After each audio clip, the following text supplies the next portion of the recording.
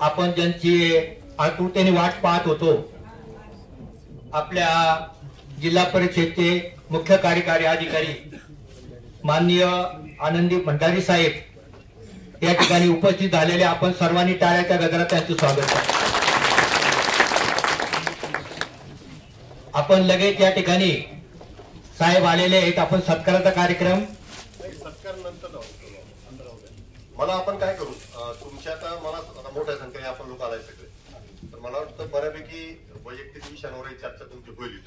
मला आहे ना प्रमुख काय विषय पेंडिंग साधारणतः आता एक क्रॉस केलं आणि साधारणतः किती लोकांची पेंडन्सी आहे असं सांगता ना तर थोडं मला अंदाज येईल। या ठिकाणी आपल्या जिल्हा संघटनेचे अध्यक्ष माननीय दमा ठोबे गुरुजी या ठिकाणी साहेबांच्या पुढे आपलं प्रास्ताविक व्यक्त करतील।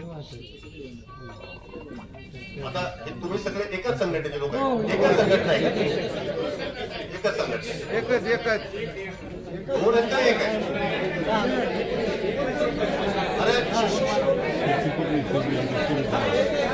अरे आपापसात या ठिकाणी असं आपापसात नका बोलू। आपल्या जिल्हा परिषदेमध्ये नव्यानच रुजू झालेले आनंद भंडारी साहेब मुख्य कार्यकारी अधिकारी आणि ते प्रशासक असल्यानं सध्या त्यांना नामदाराचा दर्जा आहे असं माझं मत आहे। भंडारी साहेब आपल्या जिल्ह्याचे शिक्षणाधिकारी माननीय पाटील साहेब, शिक्षण विभागाचा सर्व स्टाफ आणि आपण सरांचा सत्कार करणार आहोत, म्हणून या कार्यक्रमासाठी उपस्थित असलेले जिल्ह्यातील सर्व पेन्शनर बंधू आणि भगिनींनो, खरं जर सांगायचं ठरलं तर शिवसाहेब इतके चांगले आहेत, उबाळे गुरुजी आणि आम्ही त्यांना सत्काराचं निमंत्रण द्यायला आलो, त्या दिवशी जिल्हा परिषदेच्या कर्मचाऱ्यांनी त्यांचा सत्कार केला। सरांना आम्ही चिठ्ठी दिली होती आज आणि ते मीटिंग त्यांना होती बाहेर आल्यानंतर ते आम्हाला पाहिल्यानंतर आमच्या टोप्या पाहिल्यावर सर थांबले आणि त्यांनी विचारलं तुमचं नेमकं काय म्हटलं सर आमचे प्रश्न आहेत, अदालत आहे आमची दर 2 महिन्याला होते।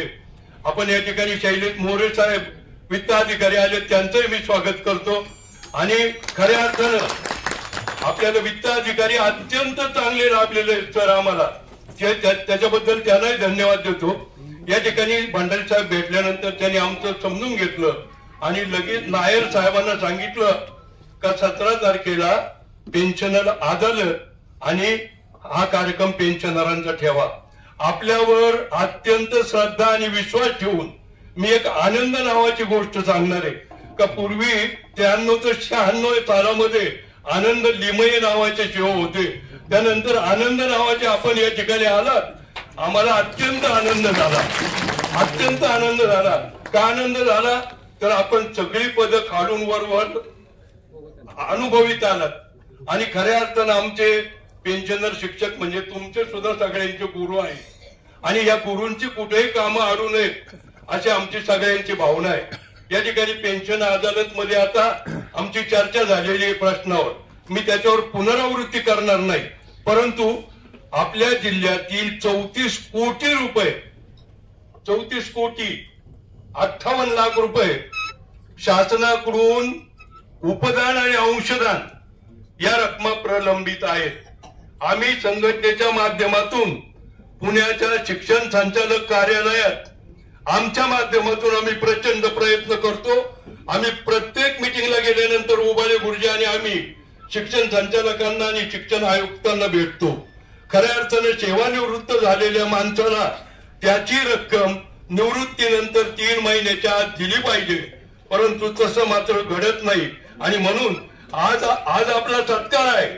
सत्काराच्या निमित्तानं फक्त एवढाच एक अत्यंत महत्वाचा प्रश्न चालतो आणि या ठिकाणी पाठीमाग एक ग्रस्त आलेले त्यांनी त्या अत्यंत गरीब आहेत, अपंग आहेत, त्यांचे उभेरा सर त्यांच्या उभेरा सूर्यवंशी उभेरा त्यांचे वडील वारलेले, यांना अपंगाचं सर्टिफिकेट आहे, यांचा पत्ता लागत नव्हता, यांची पेन्शन केस आपल्याकडे आलेली आहे, ती पेन्शन केस मंजूर करून एकटाच मुलगा आहे आणि अपंग आहे। अपंगांना शासनाच्या याच्यामध्ये त्या अपंगाला पेन्शन दिली पाहिजे, शासन आदेश आहे।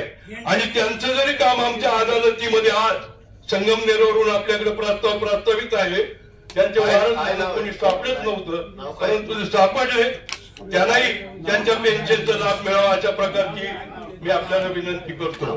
आणि ते आमचे सांगतील, संगमनेरचे अध्यक्ष सांगतील, खाली बसा, आता बसा खाली, तर त्यांचंही काम व्हावं ही अपेक्षा व्यक्त करतो। संगणकाच्या रकमांच्या संदर्भात शासनाने रकमा दिलेल्या, सूर्यवंशी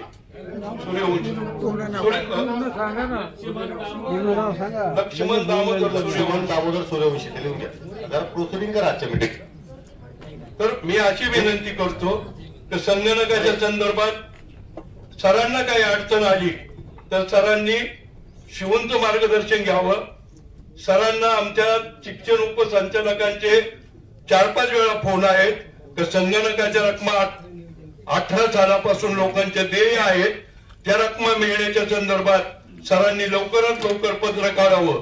आणि पुन्हा मी जिल्ह्यातील सर्व शिक्षकांच्या वतीनं पुढच्या अदालतीला आपण साहेबांनी उपस्थित राहावं, आमच्या प्रश्नांची तोपर्यंत उकल होईल अशी मला अपेक्षा वाटते। आणि निवड श्रेणीच्या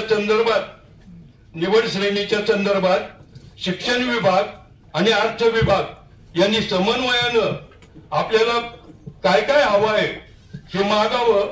निवड श्रेणीचे प्रस्ताव मंजूर करावे।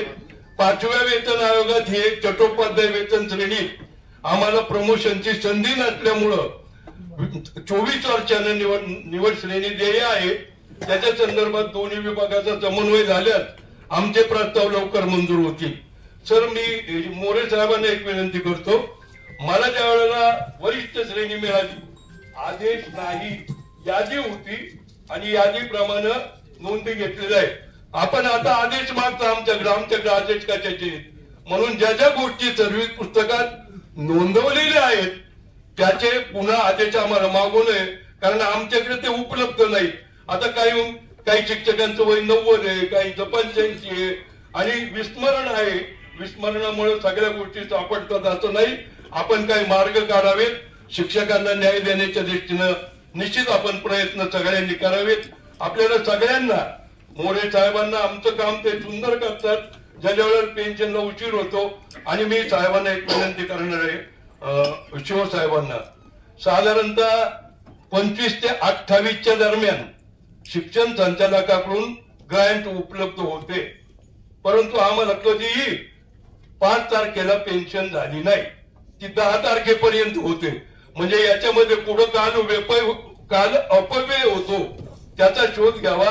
आणि पेन्शन आम्हाला 5 तारखेपर्यंत, आम्हाला एकलं नाही मागत आम्ही, पण 5 तारखेच्या दरम्यान मिळावी एवढी माफक अपेक्षा आपल्याकडून व्यक्त करतो। कारण सगळे काय होतं, जिल्ह्यातून फोन येतात, सर पेन्शन कधी होणार, पेन्शन आता आजारी माणसांना गोळ्या घ्याव्या लागतात, डॉक्टरकडे जावं लागतं, औषधं घ्यावे लागतात। आणि म्हणून मी आजच्या प्रसंगी आपल्याला फक्त सगळ्यांना, शिवसाहेब नवीन आले, भास्कर पाटलांना प्रमोशन 1 वर्ष स्थगिती मिळाली। आणि मी आपल्याला एक विनंती भास्कर पाटलांना मग कार्यालयात केली, पूर्वी आपण गावातली माणसं पाटलाकडे जात होतो, कशाला जात होतो पाटलाकडे, न्याय मागायला। तर आम्ही पाटलांकडे न्याय मागायला आलो, पाटील आम्हाला न्याय देतील या वर्षात, अशा प्रकारच्या अपेक्षा त्यांच्याकडून व्यक्त करतो।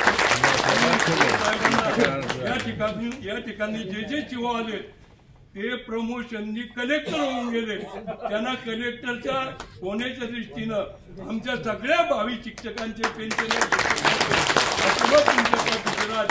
अशी अपेक्षा व्यक्त करतो। त्यांना या जिल्ह्यातून जाताना कलेक्टर म्हणून प्रमोशन मिळावं अशी अपेक्षा व्यक्त करून मी प्रास्ताविक संपवतो। धन्यवाद। जय हिंद, जय महाराष्ट्र।